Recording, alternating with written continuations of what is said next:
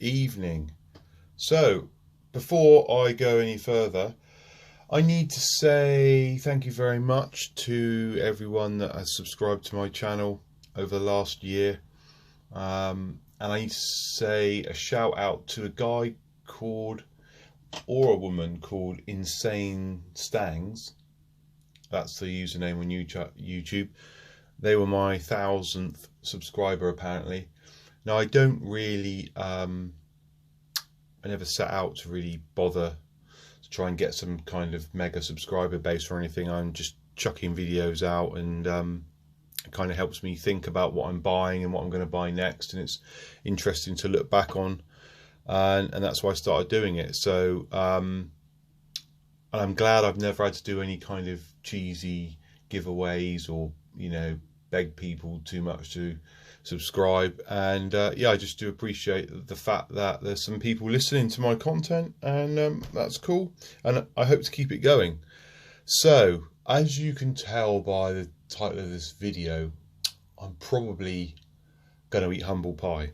Now, before I made this video, I had in my mind I was going to make a video that was much more orientated towards crypto. But before I did that, I kind of wanted to gauge people's responses on that, and whether, you know, I have to eat humble pie because I have laid into crypto a lot in my previous videos, and I still think crypto is, I do think a lot of it is trash.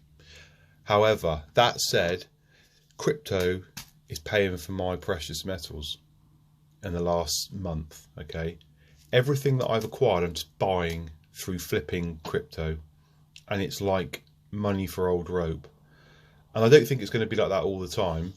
So I'm going to talk about what I've done and how I did that briefly in this video. And you know, I don't want to upset any die-hard anti-crypto people, but I kind of feel like it's useful and probably important to talk about this. So yeah, my original portfolio, I will get onto this bit of silver. Let's just open it up while I'm talking. Let's just get on with it.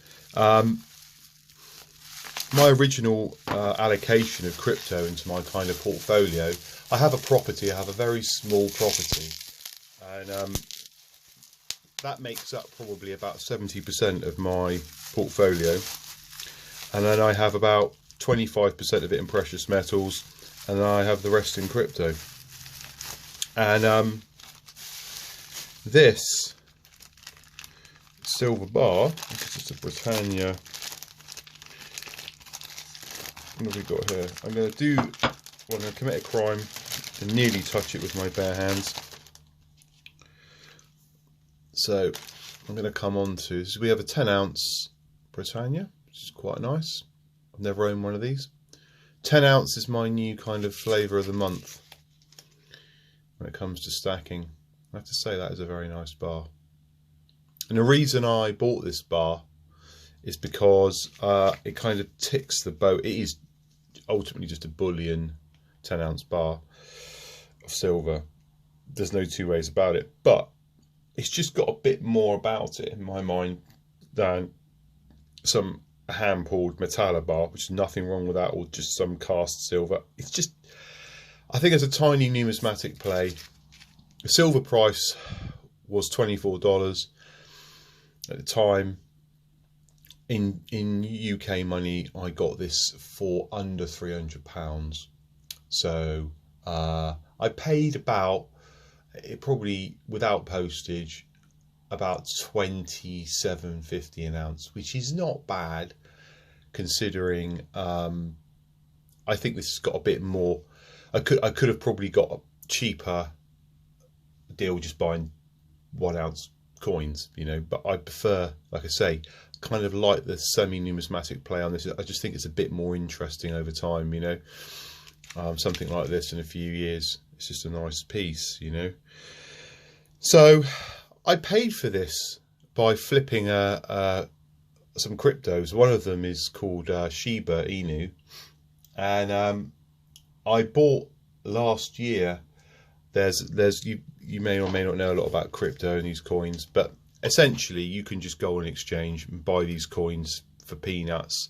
You know, you can invest $50, $100, whatever you want, buy millions of the things, and sit on them, and they'll either collapse or they may find their way out onto a bigger exchange and get some hype through, like meme plays, and you know, people posting it on Discord and Reddit and Facebook groups, and then they get pumped, and then the price goes up, and then you sell them if you want to, or you sit on it and hodl for life and hope it goes to $1 million. And anyway, it turned out this particular amount of crypto, I did quite well, and I just sold a portion off, and I thought, you know, I'm taking that profit and I'm putting it straight, instead of smashing it on some crap, I'm going to put it straight into something which it can't be taken away from me, turned off, shorted or lost. Well, it can be shorted silver, but you know what I mean. Whatever happens, I've still got this, you know. And I think at the moment, institutional, what it's made me realise trading some crypto recently, is there's no doubt in my mind, no doubt whatsoever, that the attention that crypto's taking the attention of institutional investors. It's so addictive when you've got Bitcoin on its, you know, hitting all-time highs, Ethereum's just hit all-time highs, gold and silver plodding along, and they're doing what they should, and that's fine. And you know, there's just not that much action there. You know, there's not enough volatility really for people to get excited about if you're that way inclined. And I'm glad that gold and silver aren't like that, as I've said in earlier videos.